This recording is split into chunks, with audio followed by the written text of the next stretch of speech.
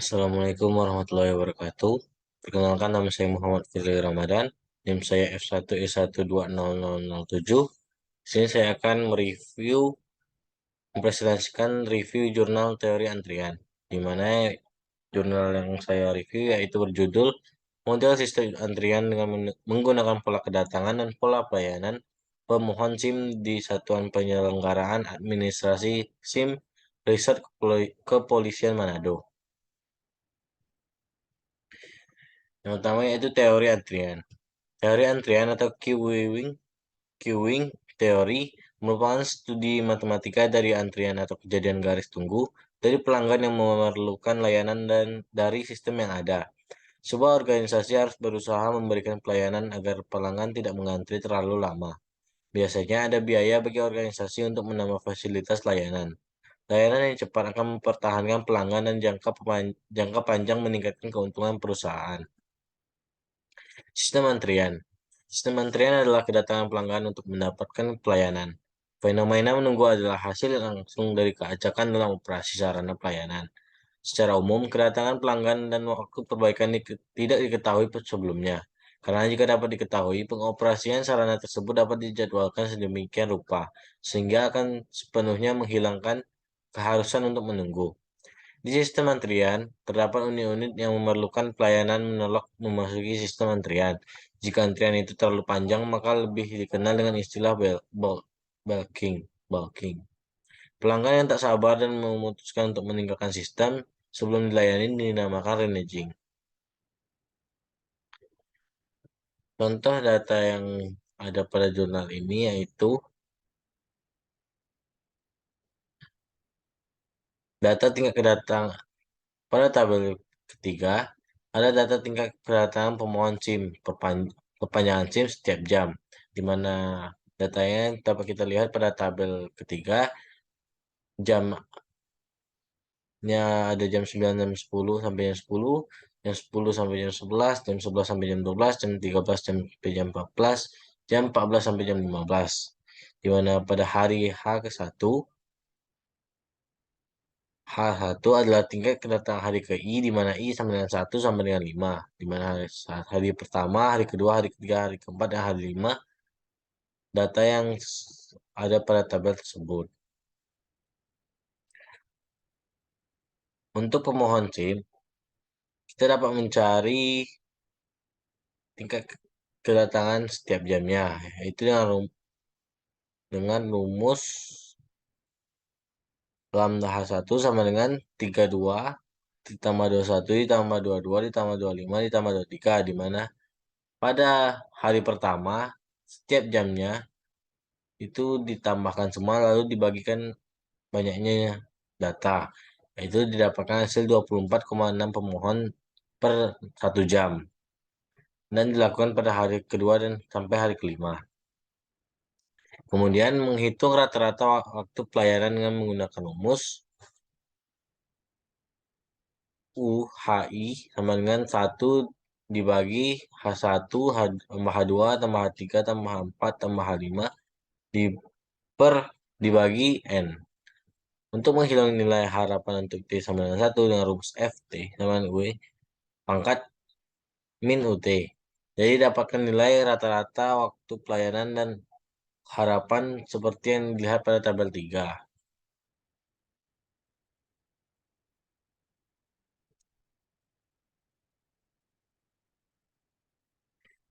Tabel kelima, nilai rata-rata waktu pelayanan harapan pada loket pertama dapat dilihat pada tabel kelima.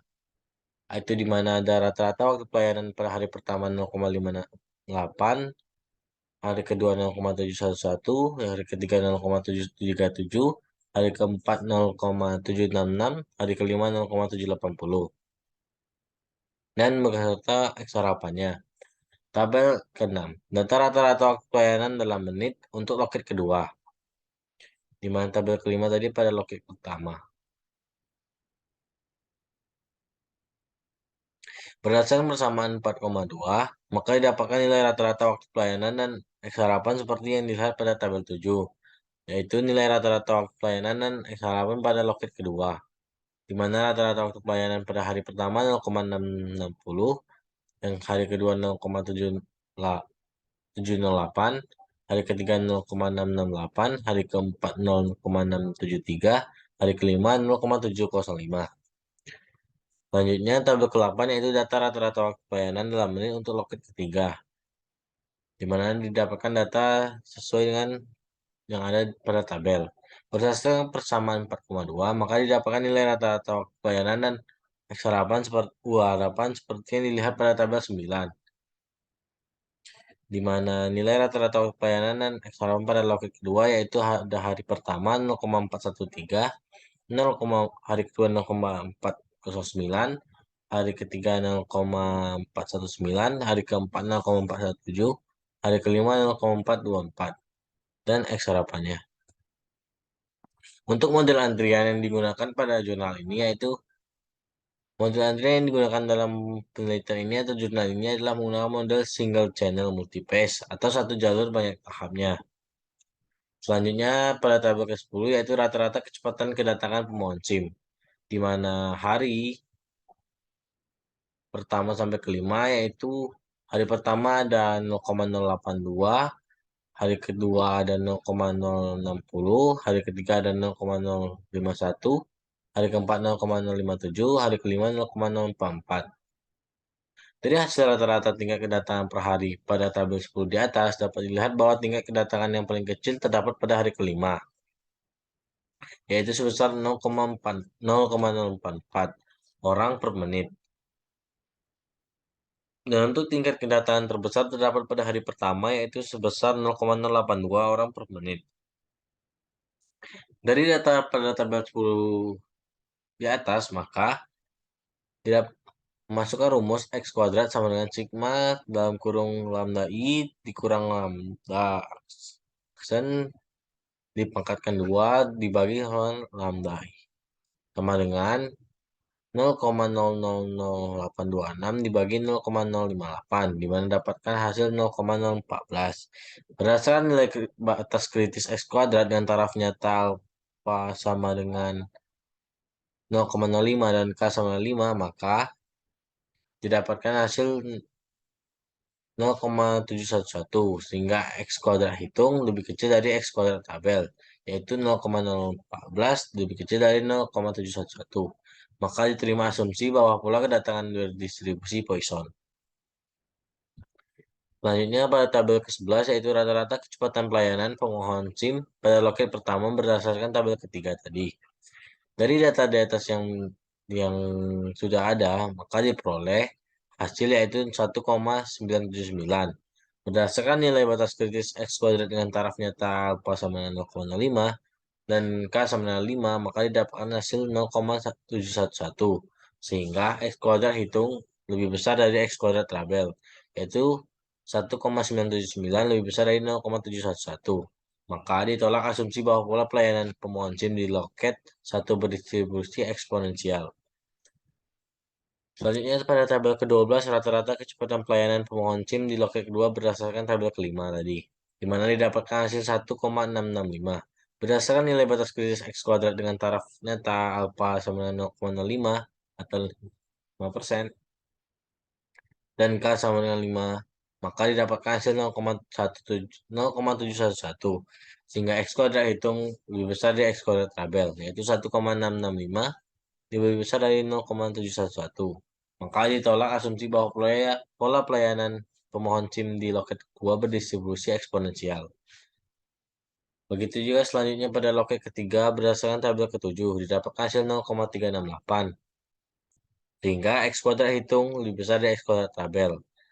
Maka diterima asumsi bahwa pola pelayanan pemohon SIM di loket ketiga berdistribusi eksponensial. Dari asumsi di atas dapat disimpulkan bahwa pertama pada loket 1 dan 2, pola pelayanan tidak berdistribusi eksponensial dan tidak bersebaran eksponensial, yang artinya pelayanan yang terjadi di Satpas Manado tidak sesuai dengan yang diharapkan. Kesimpulannya yaitu dari hasil pembahasan yang telah dilakukan maka dapat disimpulkan bahwa sistem antrian pada saat Pasar Polresta Manado memiliki tingkat kedatangan pemohon SIM sebesar 0,014 orang per menit. Waktu pelayanan pemohon SIM di loket pertama yaitu 1,979 menit rata-rata pemohon SIM dilayani, dan waktu pelayanan di SIM loket kedua 1,665 menit, rata-rata pemohon SIM dilayani. Namun waktu pelayanan SIM di loket ketiga 0,368 menit, rata-rata pemohon SIM dilayani. Sekian dari saya, lebih dan kurang saya mohon maaf. Wassalamualaikum warahmatullahi wabarakatuh.